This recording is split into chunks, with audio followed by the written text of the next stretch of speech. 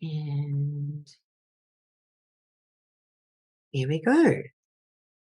All right, so our talk today is going to be on the link between chronic inflammation and how it affects fertility.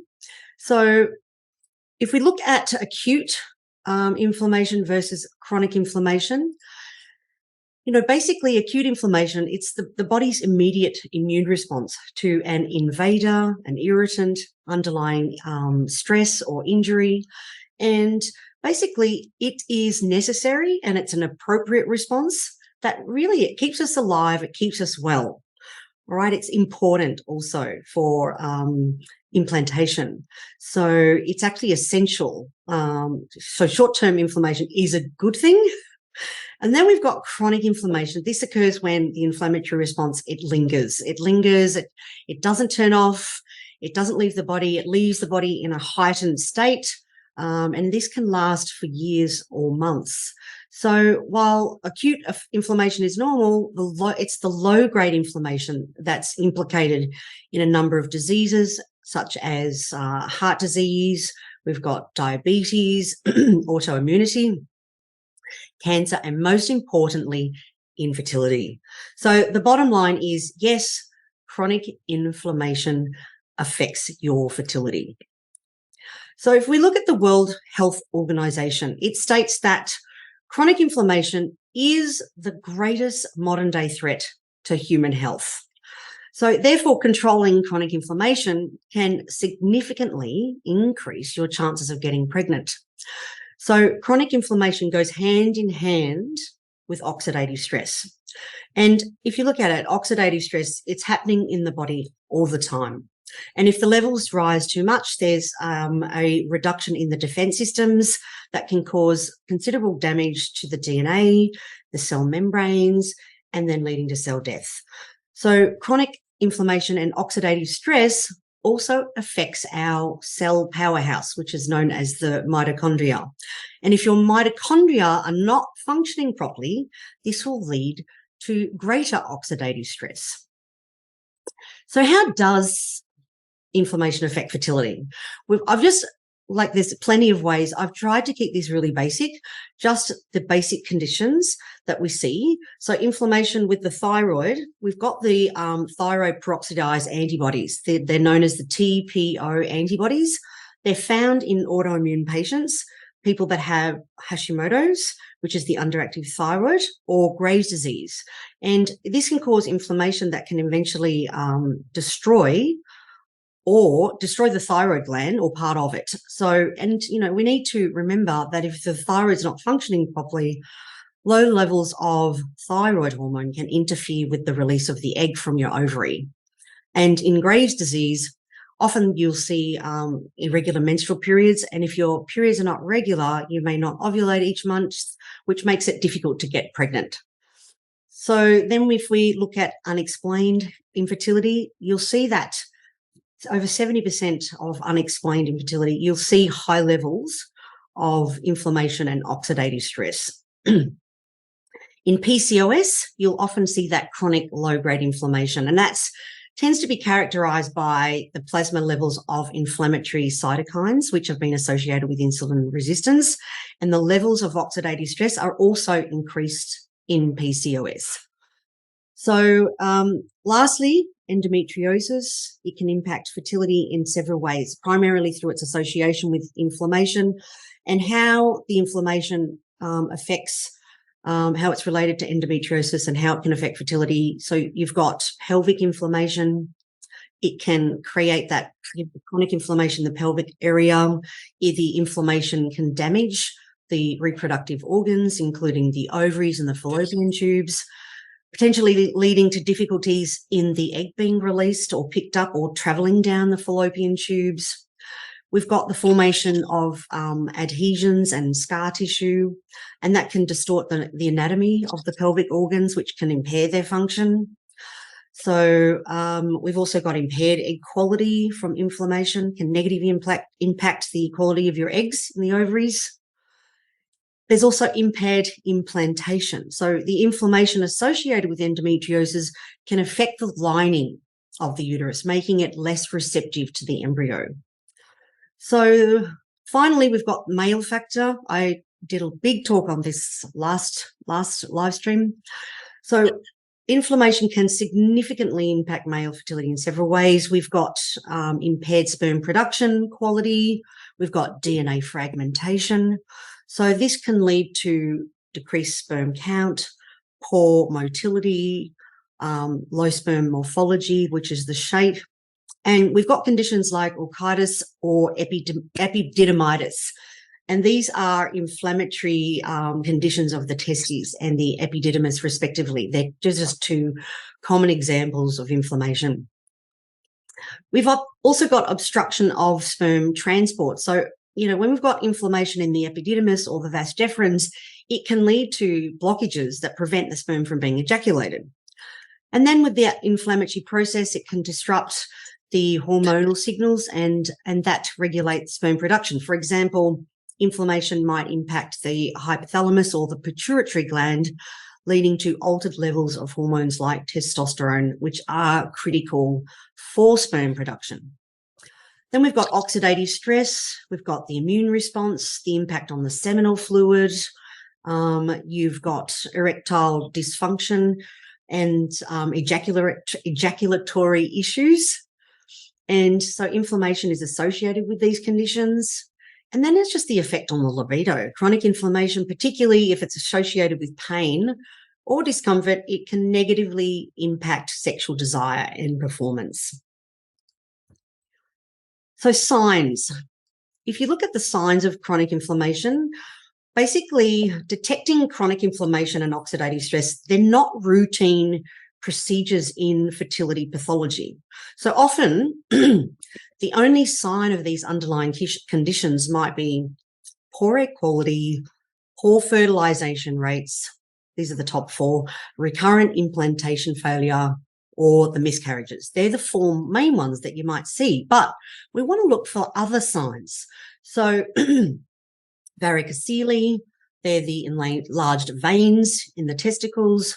We've got fatigue, depression, anxiety or mood disorders, headaches or chronic pain or chronic fatigue, brain fog, unintentional weight fluctuations, meaning, weight gain or weight loss.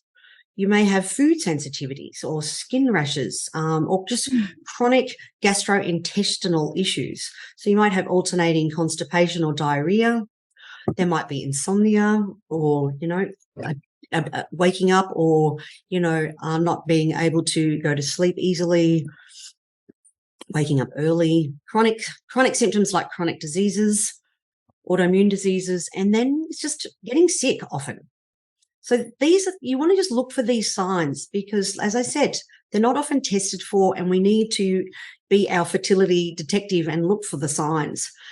So now let's look at the causes. What causes chronic inflammation? So blood sugar is a big thing, all right? Gut infections and gut inflammation. We've got irritable bowel syndrome, as I mentioned before, autoimmune diseases, Hashimoto's, Graves', rheumatoid arthritis. We've got Crohn's disease. We've got ulcerative colitis. Toxins, mycotoxins that's produced by mold and fungi, heavy metals, food additives, pesticides, glyphosate. These are all the pesticides that are sprayed on our crops. Glyphosate is killing sperm. It's terrible what it's doing out there. We've got the phthalates in the plastics. We've also got hormonal imbalances such as high cortisol and estrogen dominance. You could be over-exercising. People that over-exercise, and I do have a lot of my patients that overdo, the personality A types. We've got poor sleep. And then we've got stress due to chronic fears. And stress is a big one. I really want to, kind of highlight stress because there can be chronic fears. It could be anxiety. There can be guilt, worry, shame, frustration. There could be financial issues, poor self-worth or negative belief systems. There can be relationship stress, illness, injury, traffic stress. We all have that.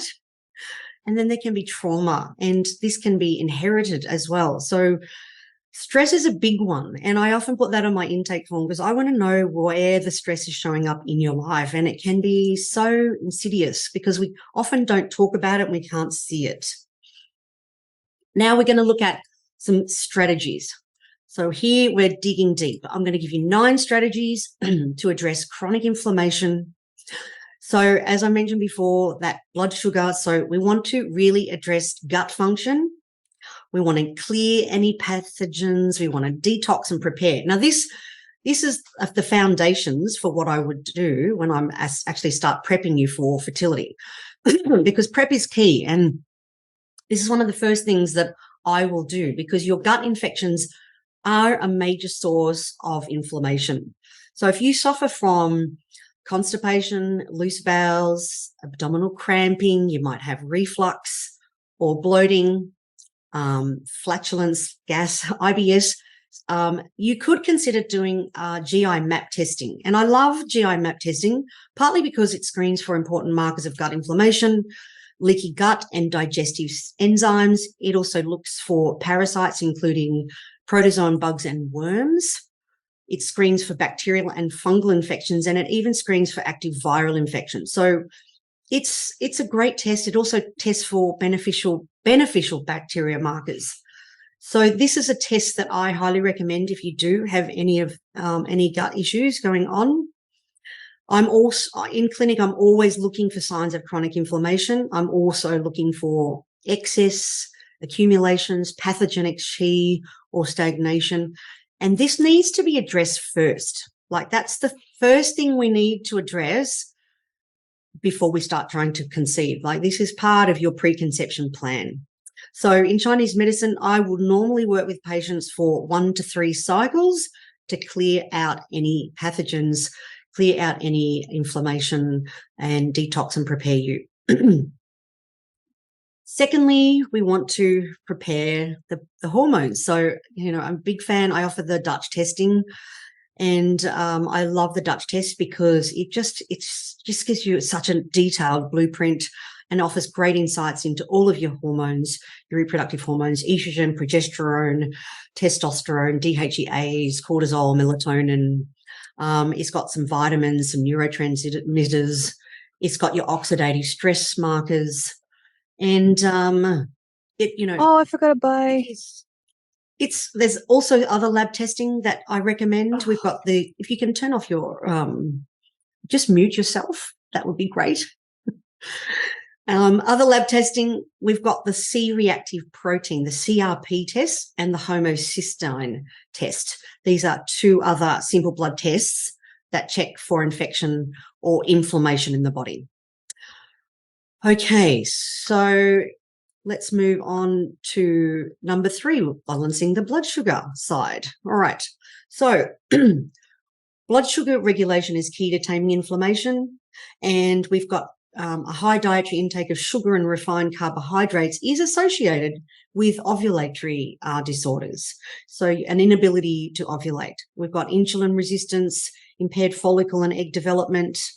We've got, blood sugar can affect implantation failure. It can affect embryo development, lower pregnancy rates.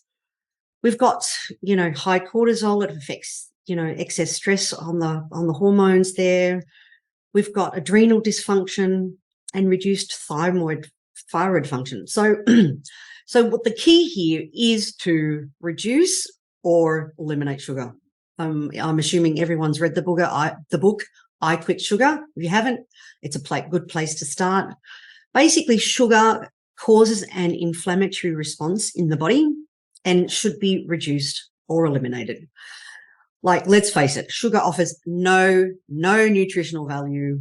And this also goes for foods that actually act like sugar once they're consumed. White bread and your simple processed and refined carbohydrates. So one simple way to see if you're eating too much sugar is to educate yourself about low glycemic foods and have a general sense of where foods fall on the glycemic index. So you could also purchase a book on low GI foods or download the Glycemic Index Load Diet. So that's on your app store. There's plenty of guides and recipes. Another way to determine how food affects your blood sugar. And I find these are great, a continuous glucose monitor. So the name of the game is to keep your blood sugar stable throughout the day, as opposed to having it spike up and down. And that's going to help tame the inflammation. So the secret is get your carbs in early, tone them down later in the day. So alcohol, it's a major blood sugar spike. So you want to really avoid alcohol altogether or limit the evening wine. Okay, we want to now reduce toxin exposure. So ideally, drinking filtered water. The tap water has a lot of fluoride, chlorine, bleach, salts, pesticides, heavy metals. So try to filter your water where possible. We want to wash the fruit and vegetables and buy them from, local known sources of organic. And if you can't buy organic, then I really implore you to wash your fruit and vegetables in a quarter of a cup of apple cider vinegar or baking soda. And basically you need about 1 teaspoon of baking soda to every 2 cups of water. So really wash your things, your fruit and vegetables, like really wash them, let them soak. Like often when I buy my things from the market, I just put them in the sink. I actually add the apple cider vinegar and the baking soda. It's like I'm double dipping. So I want everything, pesticides, everything off my fruit and vegetables. We want to eat fewer processed, fewer canned and pre-packaged foods. We want to never heat food in plastic takeaway containers or eat out of those containers. Like put your food onto your plate, take it out of the containers because it's leaching out. That heat is helping it leach out into your food. Use air filters. We could store food in glass containers. Avoid air fresheners or, strong smoke, heavy chemicals, heavily perfumed products and plastic smells and fumes. We want to switch to natural cleaners. We want to choose natural personal care products and just avoid those pesticides and herbicides in the garden. I know my father, this horrifies me when I think back him with his, he used to wear this jacket and he used to have the glyphosate and he used to poison everything. And God knows what he was putting into the waterways, into the soil. So take the toxins out of your, garden sheds. Practice daily detox techniques. I'm a big fan of the castor oil packs.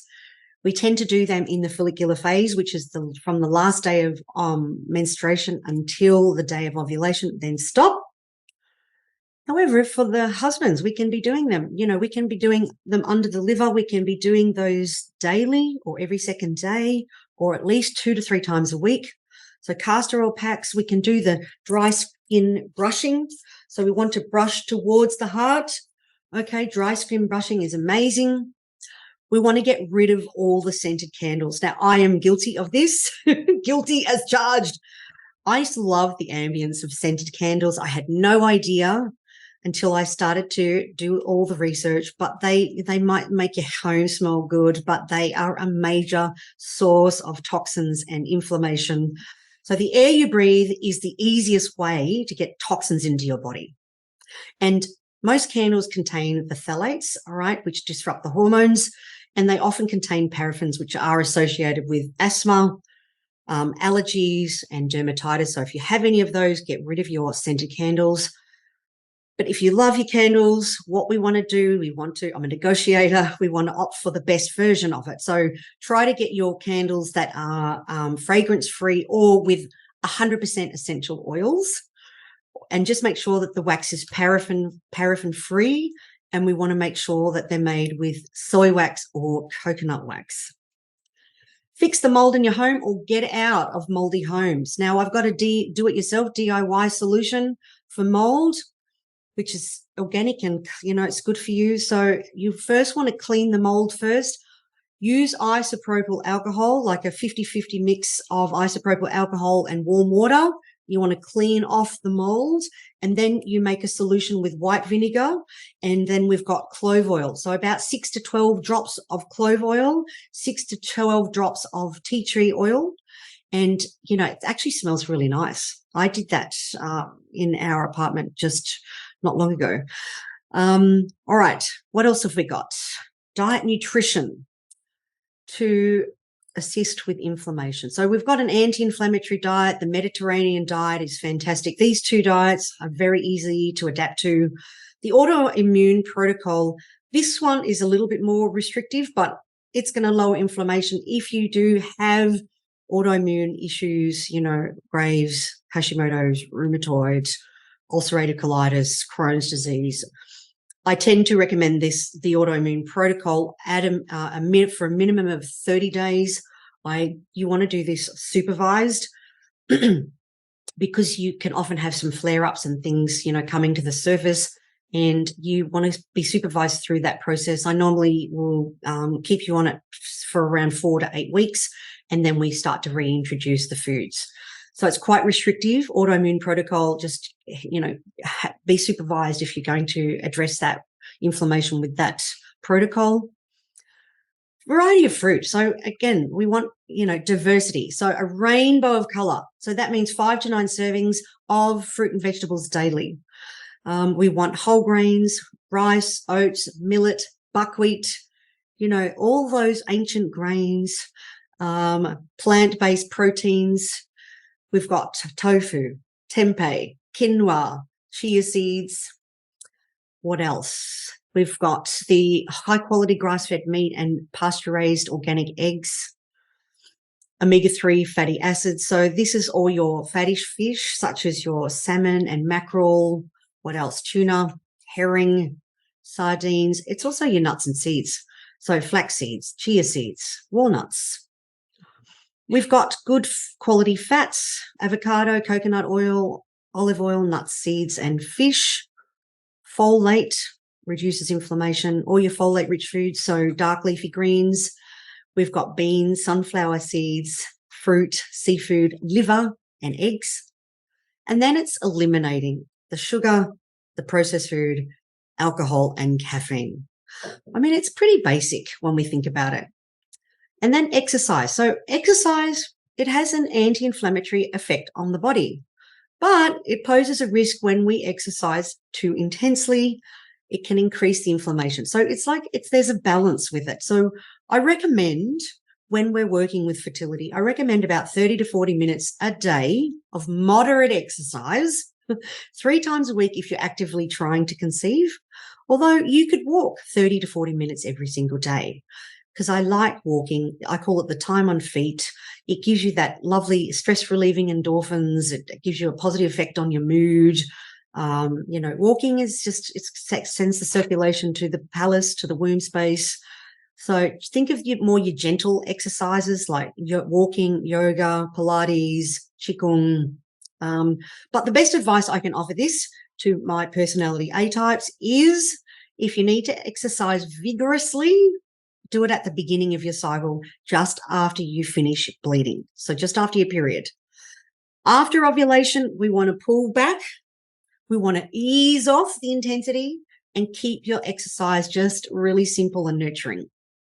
All right. Remember, we just need to nourish and feed an embryo if we wish to increase the potential for implantation.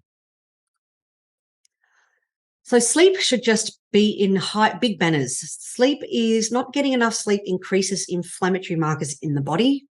So I recommend 7 to 9 hours sleep for optimal fertility and for overall wellness. So, if you look at it, basically, try to go 1 or 2 nights without sleep. It doesn't work too well. Nobody feels good when you're sleep deprived. And there are studies that have shown that there is a correlation between less sleep and more inflammation. So during sleep, our bodies produce human growth hormone and testosterone, and they're both important for reducing oxidative stress and inflammation. And we want that quality REM sleep. That's so important, that deep delta stage sleep that we get. It's super important, all right? It helps our bodies get rid of toxin and it helps our body repair cells. So I'm just going to cover some supplements. I know you already know all of this, but vitamin C, vitamin D, fish oil, turmeric, all of these things, they're anti-inflammatory. We've got, I didn't put folate in there, but folate, that's another supplement. It's usually in your pregnancy multi. It decreases chronic inflammation. It's needed for fetal development, and it just protects against birth defects. So that's one thing missing off the list. We've got resveratrol. It helps enhance quality it suppresses inflammatory functions. Probiotics, what do? They reduce inflammatory biomarkers. I tend to encourage you to have your probiotic rich food like sauerkraut and kimchi and kefir and miso-free, soy-free miso. I'm dyslexic. Soy-free miso. And we've got kvass. So, utilize food. Food is king. But a probiotic, is going to reduce those inflammatory biomarkers. Magnesium, it helps the inflammation by reducing the markers of CRP and the interleukin-6. Zinc is involved in modulating inflammation and controlling oxidative stress. We've got vitamin E. It decreases the C-reactive protein. It inhibits the release of pro-inflammatory cytokines. It's also my number one for increasing cervical mucus and also for the lining and allowing the sperm to stay alive much longer. What else? Selenium plays an important role in the health of your immune system, and it lowers oxidative stress and inflammation. We've got NAC, NAC, glutathione, NAD, NMN, and they reduce chronic inflammation. We've got iodine. It's known for its anti-inflammatory effects. It's also essential for your thyroid hormones and, T3, T4. So it's therefore essential for normal thyroid function. It's also particularly important for the developing fetus, as the thyroid hormone is also involved in brain development. And then we've got vitamin A. It's anti-inflammatory, improves egg quality, the ovarian response, and the embryonic development. So my last slide. And I've tried to cut it short, but I think I've done it pretty well to cut it into 30 minutes. Other strategies. Here we go. We've got other strategies to address chronic inflammation. Acupuncture is my number one. The moment you put a needle in, boom, watch your temperature go down. Especially we've got a point here. It's called large intestine 11, colon 11. You put this needle in, or even Hegu, joining of the valleys, put a needle in here, you'll just cool off. You'll start to get goosebumps. We've even got spleen 10. Cools the blood. Clears heat, cools the blood. It's on your vastus medialis muscle. You put your hands on your knees, where your thumbs land, that's spleen 10. It's such a cooling point. So those 3 points, amazing. But if you put a needle in it, it takes you to a whole other level of decreasing that chronic inflammation. So acupressure, Chinese herbal medicine, massage, you know how good you feel when you have a massage. It's just calms the nervous system. Getting 20 minutes of sunlight. So your waking thought is to, look at the sun. It's going to help regulate your circadian rhythm. But light, it's just so good for us. Light, sunshine is the giver of life. So 20 minutes of light exposure every day. We want to avoid the blue light and the electromagnetic fields in your bedroom. So if you're like me, guilty as charged, practice what you preach. Take your phone charger out of the bedroom. Take your phone out of the bedroom. Take your devices out of the bedroom. We've got singing, chanting, drumming. So I love singing. When you sing, it really activates that parasympathetic nervous system. It decreases inflammation. Chanting, om, drumming. We've got all the essentials: Tai Chi, yoga, Qigong, gentle exercise, moderate exercise, as I've mentioned before. Your essential oils, lavender, rose, geranium. Find the things that you like. Peppermint is very cooling on chronic inflammation. We've got gargling. It works on the gag reflex. Cold showers, it's not for everybody, but it can lower that chronic inflammation. We've got the Wim Hof method, so this could be a method that you engage in, the cold showers and the diving into cold water, ice baths, meditation. I just find doing meditation, and even if you don't know how to meditate, just doing some simple lower diaphragmatic breathing, like just letting your belly rise and fall. One hand on the heart, one hand on the belly. Keep the chest still, let the belly rise and fall. So get into that meditative state, breath control. We've got the havening technique. It's a technique that cools inflammation in the body. It's stroking the body. It's a sensory technique which is developed. It works on the delta waves of the brain. It lowers that chronic inflammation. We've got the EFT. It's similar. This is the emotional freedom technique. I do this with most of my patients. It's very similar to acupuncture. It focuses on the meridian points to restore balance to your body's energy system. All right, so we've got a lovely sequence that we can do. The ulnar side of the wrist, the radial side, and then repeat, rinse and repeat. EMDR, we've got the eye movement, desensitization and reprocessing. This is great when you've got emotional distress and trauma memories. We've got somatic therapies, hypnosis, psychotherapy, positive social connection, expressing gratitude. Like, begin your day with gratitude. What are you grateful for today? End your day with 3 things you're grateful for. Like when you're in a state of gratitude, it just brings a state of calm, and then you're in a state of receivership. So this is going to reduce those inflammatory markers. Connect with nature. It slows us down. Eat in nature. Enjoy time with a pet. When you hold a pet, I call it the pet medicine. They just calm you down. It's like you get this hit of oxytocin when you handle pets or pat a pussycat. So, engage in those remedies. Then we've got spark flow remedies, laughter, and prayer. So utilize your tools. They're all there. And I think that pretty much covers it. I am now going to open up the Q&A. So I'm going to stop sharing my screen. Thank you for listening. All right.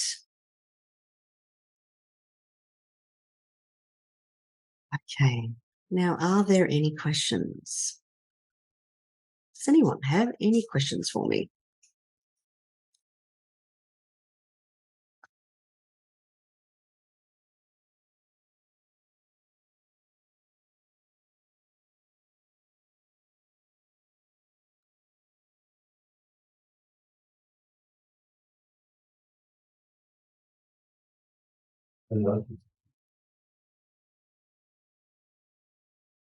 Okay, we have a question. What is the recommended value for your CRP? Look, less than 5 milligrams per litre. You should always discuss your blood test results with your doctor, and also, your lab reference ranges will change with different companies. But yeah, normal, we want to see 0.3 to 1 ideally, but less than 5.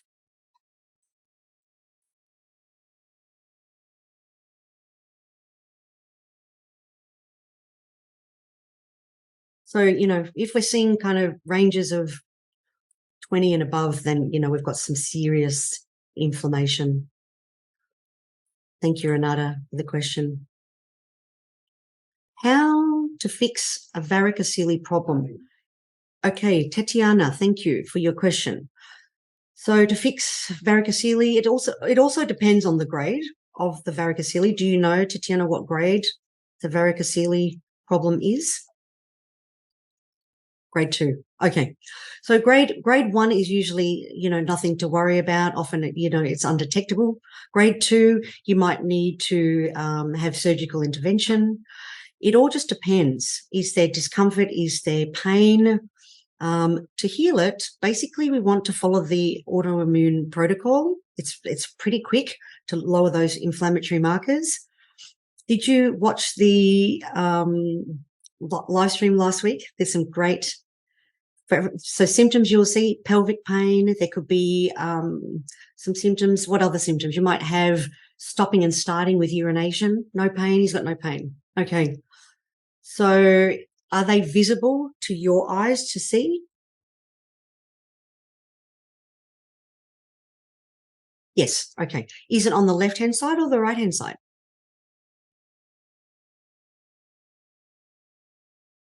Left. Okay. When things are associated with the left-hand side, we want to look at supporting the liver pathway, detoxification pathway. So I'd be looking at castor oil packs. I'd be looking at castor oil packs on the pelvis.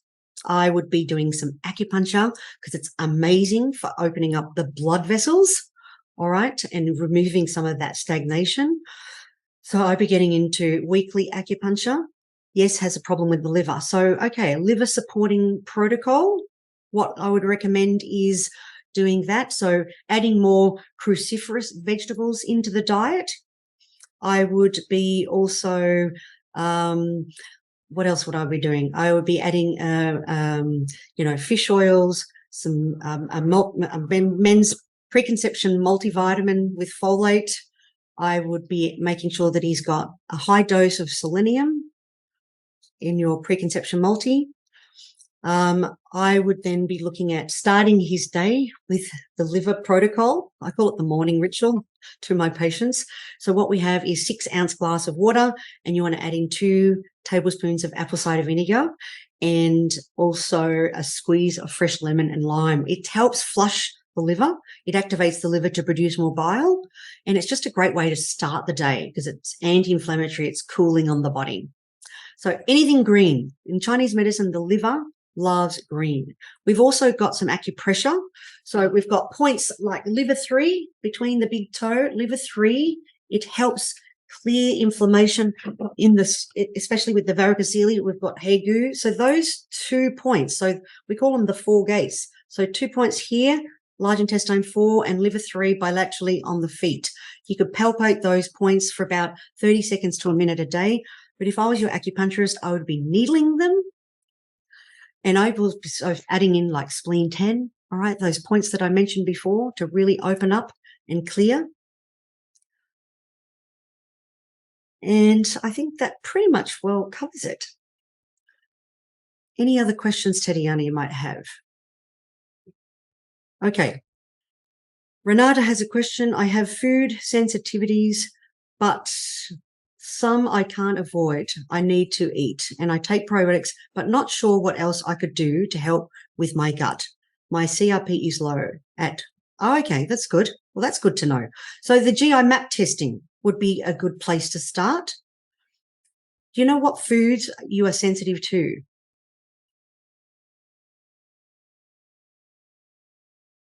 What foods are they?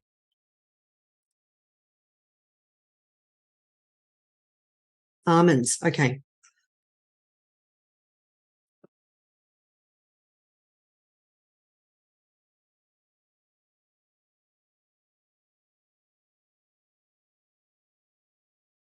Okay. Dairy, gluten, avocados, almonds. Okay.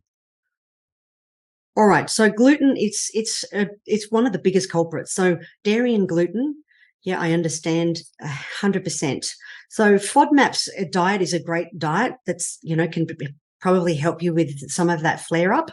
It's a nice way to transition. It's another diet you could look at, especially when you've got those sensitivities. And you take probiotics. What else could you do? Adding in things like a gut healing protocol. So I would be looking at all cooked food. I would be looking at, vitamin A rich food. So sweet potato, carrots, and pumpkin and liver, beef liver capsules. They're really good for helping realign the intestines. We want to settle down that inflammation in the gut. So yeah, when you have your food that is cooked, it's easy to digest. So that's what I'd be doing. I'd be looking at that. I would also be adding a cup of bone broth a day or vegetable broths, having more soups, stews, cooked food. Broccoli sprouts helps with enzymatic activity, things like radishes. And then, more hydration, like a lot more water, and adding lemon juice to everything, or, lemon or lime. So thank you, Renata.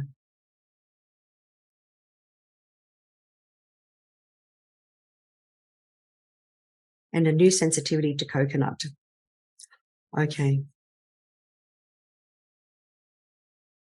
Yeah, so you might want to look at, taking out your plant-based things, like taking out your plant-based milks. Just, sometimes you can just take them out for 3 weeks and then reintroduce one at a time. So it might be, all right, transition out of coconut milk and almond milk and go to something like rice milk, as an alternative, and see how you process that.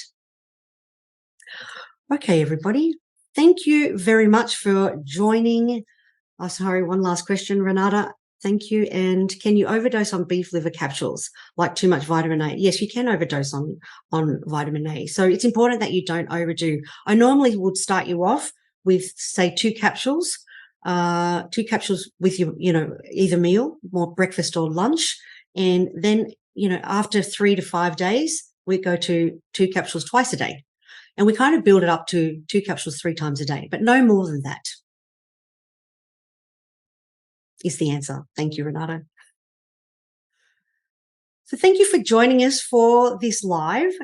Chronic inflammation, it's, as you can see, it's a big concept. It's a big strategy. I think the takeaway is that it occurs when the inflammatory response, it lingers and it just doesn't turn off. So part of the strategy is that we need to know how to turn it off. And so we've got a lot of tools and strategies. Let me know which strategy you tried. Let me know if any of these worked, and I wish you all the best. I'll see you next time.